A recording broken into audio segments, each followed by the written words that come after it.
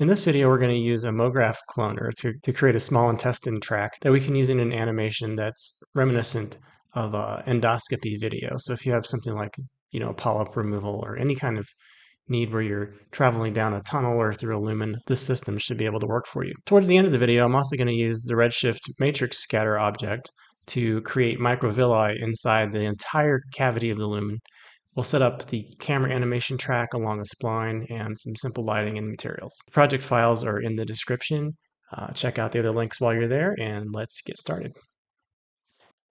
Okay, so here we are in Cinema 4D 2024, and I'm going to start off by creating a spline object. And I want to do this in the top view, so I'm going to choose my top window here, and I'm just going to use my Bezier spline tool here to generate a compound sort of S-curve shape. So I want to start off on a straightaway, and then I'm going to just slowly add in some more curves. We want them to be sort of subtle, not too crazy. And then I want to end this on sort of a blind turn. And so I'm just going to stop right there. And so that looks pretty good. The next thing I need, here's something, hopefully this helps. I do this all the time. Like I hit Option to start rotating, or you could hit your 3 button, start rotating. If this ever happens to you in these views, just hold down Shift and it's going to snap back and it gets you back to where you were. Hopefully that helps some people. It took me a while to figure that out. So I'm going to go back to my object control here, and I'm going to go back to my 3D space and go ahead and create a circle. We want this circle to be pretty small compared to that. So let's say like 50 maybe. We can always change the size of it in a moment. I think it's a little too big still, so 40. This is the circle I'm going to duplicate along this path. I'm going to use the cloner object now to duplicate that circle. That was backwards. So I'm going to put my circle as a child of my cloner. I'm going to tell my cloner to be an object cloner, and then I'm going to tell it to clone along this spline. And while I'm here, let's go ahead and relabel this intestine spline. Now, if your circles don't come in the right way, sometimes they come on in. My circle was set up to X, Y. Sometimes they come in flat or something like that. They just need to be in the X, Y dimension, and you should be okay. The next thing I'm going to do is look at the way these are being generated, right? So they're not evenly spaced along the spline, and I would like them to be evenly spaced. So to do that, I'm actually going to change my spline. I'm going to make sure that it's set to uniform, and I'm going to go ahead and add 16 segments in between. That's going to even out the placement of the circles along this spline. In my cloner object now, I want to go ahead and create a few more of these.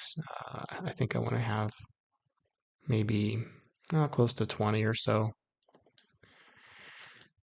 And let's go ahead and make a loft surface. Actually, before we make the loft surface, let's do some manipulations. So we're going to eventually loft along all of these circles and create a tube. But first, let's work with some of the modifiers in MoGraph. So I'm going to add a random effector. I'm going to go select my cloner, go up to MoGraph, effector, random. And of course, this is all over the place now, but I'll go into my parameter setting here and just zero these all out. And we're going to use this to sort of create those offset circles. So when you look at any sort of endoscopy video, you'll see that you'll see sort of this arrangement, right? That's not a straight tube, right? Things are kind of arranged randomly. And so we're going to use our random effector to generate that sort of look. The first thing I'm going to do is turn on scale, uniform scale, and I'm just going to manipulate that scale feature. And I'm looking to see what it's doing. And it's I kind of feel like I'm gonna pump it up more than I really want to, and then generate a different random seed. So I'm going to go into my effector and just play around with my random seed until I find something that I feel like is going to make me happy. So I wanted it to feel more random. They were kind of too close together, like stepping down from large to small. So that looks good. And let's go back to our parameter now, and we'll sort of reduce the amount that was doing. And also I'm going to do some little bit of X motion and a little bit of Y motion. All right, so this is taking them, so X is going left and right, right? And then Y is going up and down and manipulating them so they're off-centered. Now let's put our loft on there and see what we're getting. So I'm going to throw my loft on there. I'm going to put my cloner inside the loft object. And so you can see we're getting this like really nice looking intestinal tract that has different sizes and different sort of turns and shapes. Under the loft object, I'm going to go ahead and turn off both caps. So caps section, turn off the start and end cap. And I just kind of want to spend a little time looking down the tube here to see what it looks like. All right, so let's go in there.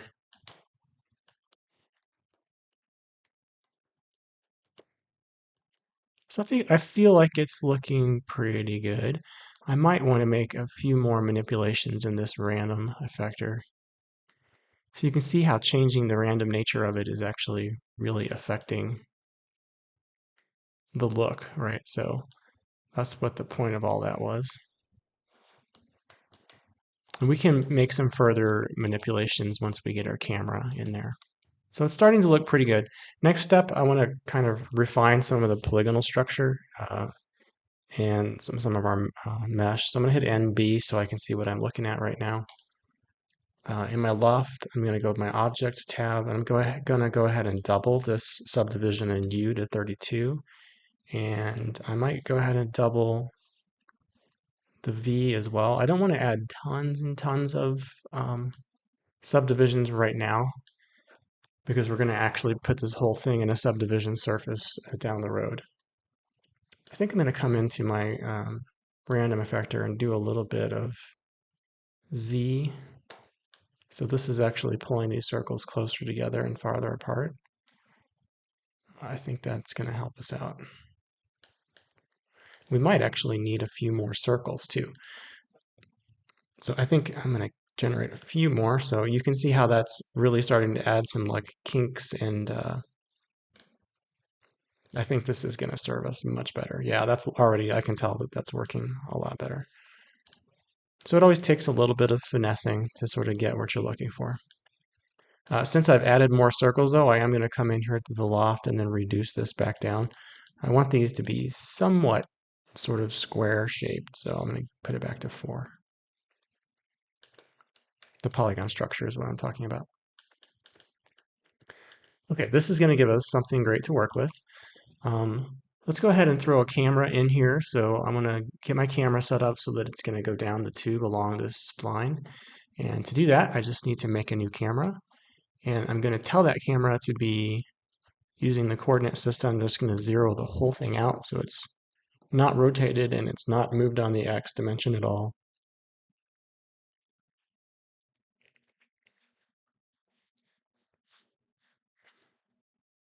After I've done that, I am going to create a Redshift spotlight. And I'm going to make this spotlight a child of the camera. It automatically comes in zeroed out. So right now the camera and the spotlight are pointing in the same direction. And then I want to put this camera and the spotlight in a group, right? So I'm just going to hit Alt G or Option G on a Mac, and I'm going to label this group as camera controller. And I'm going to control the camera with a animation tag aligned to spline. And the reason I'm putting this tag on the camera controller versus the camera is if I were to put it on the camera, it kind of takes control of it completely, right? So it's going to control the camera's angle, and I won't have the ability to animate it as easily. So once I've got it on this camera controller, I can use the camera controller null objects to animate the position of everything, and then I still have the freedom to manipulate my camera position and rotation without any problems. And so this align to spline wants to know which spline, and I'll use my intestine spline. Let's look through our camera. Let's turn off the light for a little bit so we can just see what's happening. And so right now, if I change the position, we're actually flying down the intestine on that spline. If I hit tangential, now it's going to be banking along the curves, so that gives us a little bit better view. But we're still going to have to manipulate this a little bit in order to get what we need really for this animation. So I think the first thing I'm going to do for this project is go ahead and animate my camera, and that way any further manipulations that I make, we'll be able to see sort of real time in the Redshift preview. And so I'm going to pad out my animation timeline to 300 frames, so I've got a 10-second animation. At frame 0, I'm going to have my position at 0, and then at frame 300, I'm going to go ahead and push this all the way through. Not all the way to the end, but just to that turn, right? That last turn. Maybe about right there. So 73%, and I'll keyframe that.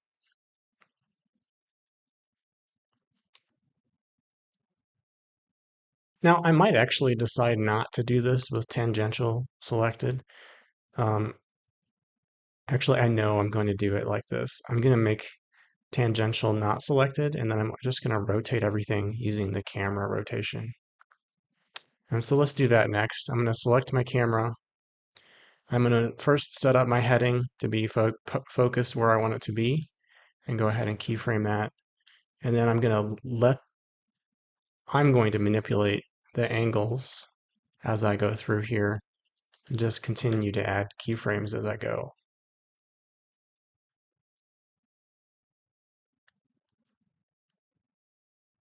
So I'm just setting up the angles that I feel like are best as I go along. And you just want to do it like every so often as you're going. Like here, I feel like there could be maybe one in the middle.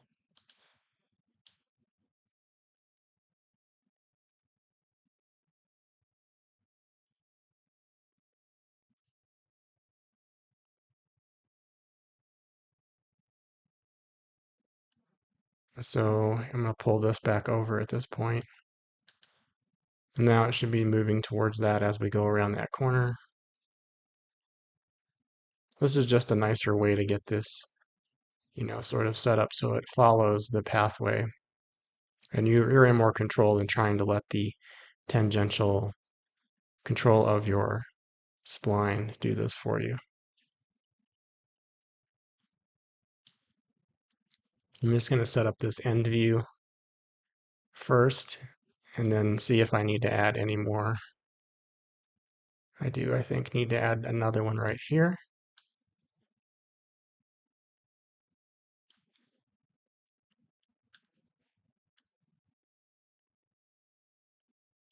So that's pretty good. I'm going to go ahead and play this through and see how I feel about it.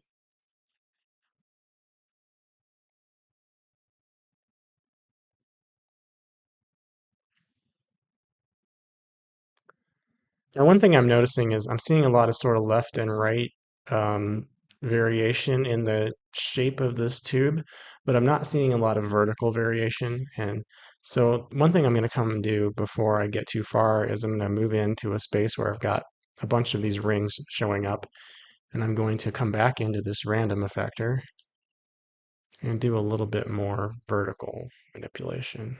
Now, I'm loving that a lot more. Yeah, that feels much more like what I was hoping for. One last thing I can think about doing is maybe repositioning the camera as we go through here, right? So the actual camera position along this spline. And to do that, I'm going to animate the XYZ coordinates. And I think I will just start with that on, and then maybe as we're approaching sort of these sort of edges, I might just move it over to the right a little bit more, maybe up a tiny bit.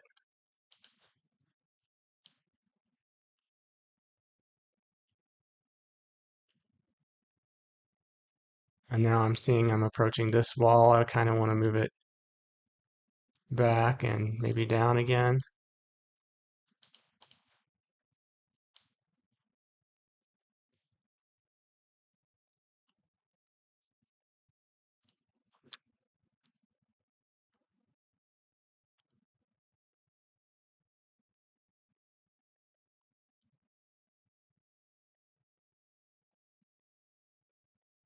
So that feels pretty good to me. We're not getting too close to the edges, and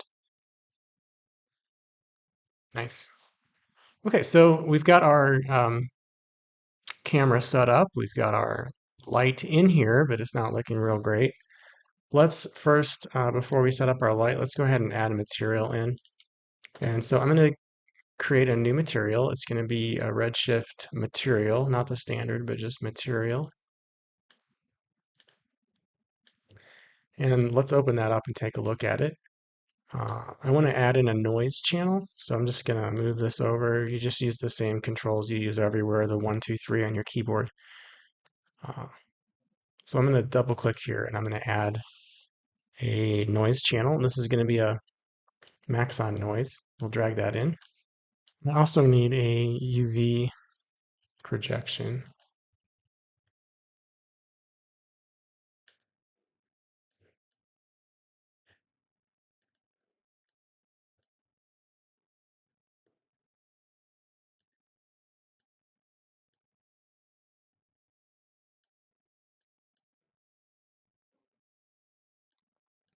Now that I've done that, this noise material is actually going to populate on here pretty well.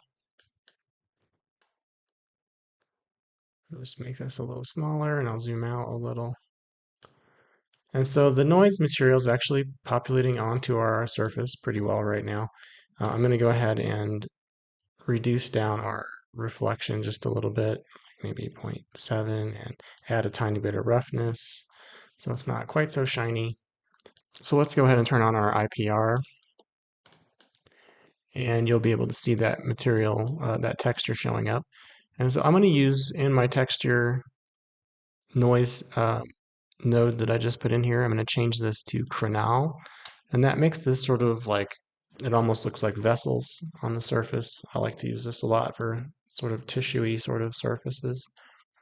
I'm going to add a little bit of a peachy, pinky, beigey sort of color for the base, and then I'll use red for the actual sort of vein structure.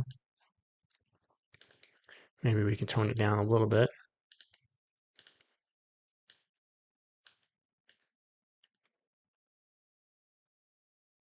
And that looks pretty good. You can always come in here and change your UV projection settings. If you want that to be a little tighter, you can like pop this up to 2 for each and you'll have more. I thought it looked fine where it was, so I'm just going to go ahead and leave it there.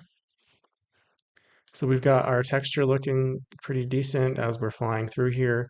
Let's go ahead and set up our spotlight. And right now, the spotlight is looking not too bad, but I think we can make some additional changes here. So I'm just going to find a view where I feel like it's showing me a lot of information, right? So I'm getting really close to an edge here, and I can see down the lumen a little bit more. And so let's go ahead and select our spotlight. We're going to change some of the details. I'm going to pop this down to just 1,000, and I'll use the exposure if I want it to be brighter, right? So I can use 1 point. Maybe I'll just pop this up to like 0.5, so it's a little bit more exposed. Maybe 0.6. And then I'm going to change the cone angle here. So this cone angle controls how wide it is. Right, so I want it to be pretty wide, and then I want to have some angle fall off so it gets softer along the edge. And I'm going to kind of pump this fall off curve all the way up too, so it's even softer along the edge. Because what I want to have happen is that it just kind of gets dark along these edges, but I don't necessarily want like a total circle. So let's see how that feels. So I feel like I'm getting like a vignetting along the edge. I'm going to pump it up a little bit more. And that's giving me what I was looking for. I'm going to go ahead and pop this up to like 0.8.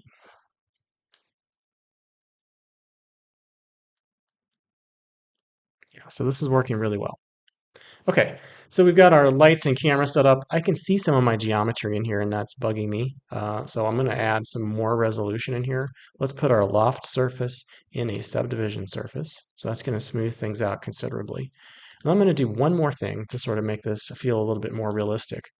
Select my loft object, Option G to group that, and then I'm going to create another random effector. So MoGraph, random effector. And this time I'm not applying it to my cloner. I'm actually going to use it to manipulate this loft object. So if we change our random effector under deformer from off to polygon, it's perfect. We're going to be able to manipulate just the polygons on this structure. And so under parameter, I'll turn it down to 0, 0, 0, and go ahead and just nudge it up a little bit at a time. Maybe we'll try 3, 3, 3, maybe 4, 4, 4. And that is just creating a little bit of deformation along the surface here, which makes this feel so much more believable and so much more realistic as like a tissue in the body. And so I'm pretty happy with that. And there we have. So this is really pretty much the setup for doing a standard sort of fly through a lumen. So this could be a colonoscopy video where you have a polyp coming down and using surgical tools to remove that polyp. Or if we wanted to push this a little further, we can add in some microvilli. And that's what we're going to do next. I'm going to use the Redshift Matrix Scatter object to have microvilli along this entire lumen. So that's part 2 here. Okay, so let's stop looking through our IPR. Let's stop looking through our camera. And we'll zoom out a little bit. What I want to do now is start off with a cube. And I'm going to turn off my spotlight. And I'm going to make this cube about the size as one of those polygon quads on the surface here. So I'm just going to keep scaling this down until it's a little larger than one of those. I feel like that's about right. And then I'm going to squish it down, make it editable, grab our polygon editing tool here, select the top one. I'm going to hit D for extrude and then just click out here anywhere. Pull this up, pull this up. We really only need 2, I think. I'm just going to undo a couple. I'm going to pull this up and make it about halfway and about one more. I think this is kind of the structure I want. So when I'm done, it should look like a lipstick tube, basically, or a piece of lipstick or something. That's going to be our microvilli structure. I'm going to actually throw this material on here. And let's go ahead and create our Redshift scatter object. So we're under our MoGraph things, and we're going to make a matrix scatter.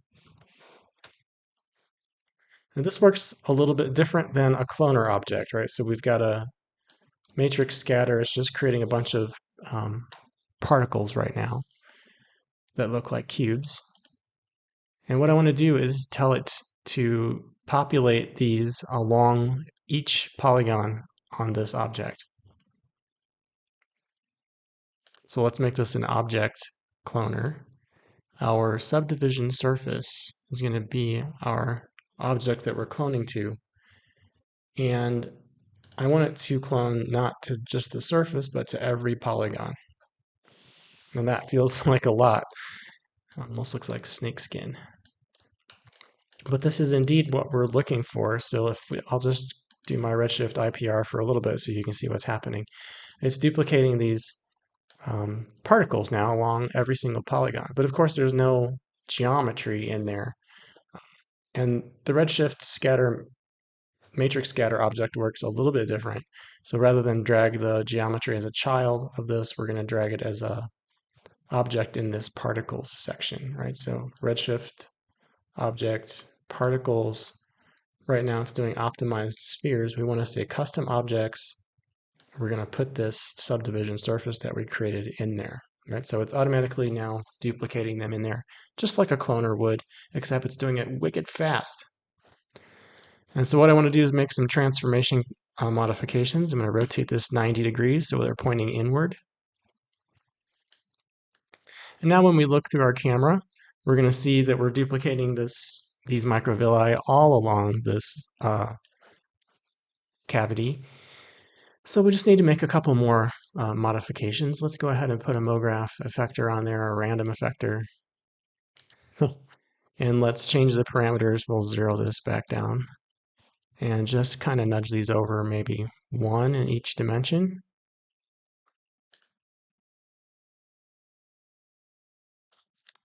And then maybe we want to actually scale these down a tiny bit.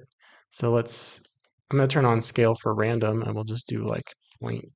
So we've got some change in there, 0.1. I think in the Z, I'm just going to do 0.5 here, so it's not doing a whole lot. And that's already looking pretty decent. Let's turn our light on. And pretty much instantly, we've got this really nice animation down a cavity. I think we're going to have to make some adjustments to our light if we want to have this cavity, but this looks pretty realistic, and I think it's working really, really well. And it's kind of incredible how quickly you can put this together. It works just so well. And one thing I love about this too is it's actually picking up the color of the object itself rather than having this material be wrapped around each individual duplicate. It's picking up the material from the subdivision surface or the loft object underneath it, which is pretty fantastic. So we're getting this nice sort of modeling and texture variation in there. Yeah, so from here, I think I would just like adjust the light exposure down to like 0.25 or something, just so it's not quite so bright. And these will make some really nice animations. So here's the final version showing both the smooth version as well as the microvilli version with a textured surface. And for fun, here's something like a cave.